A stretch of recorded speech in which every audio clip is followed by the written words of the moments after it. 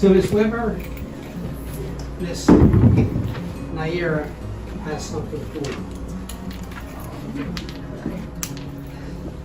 I'm giving the sledgehammer to you because you're such an amazing person and you're so kind and caring, and you always make all of us be on top of our work, and I just love being around you all the time.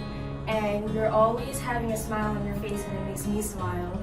And we have quite interesting conversations. Plus, you always make sure I have my work done and always check, even though sometimes I don't tell the truth. But thank you, Ms. Witmer, for everything, and I'm gonna miss you so much when I go to high school.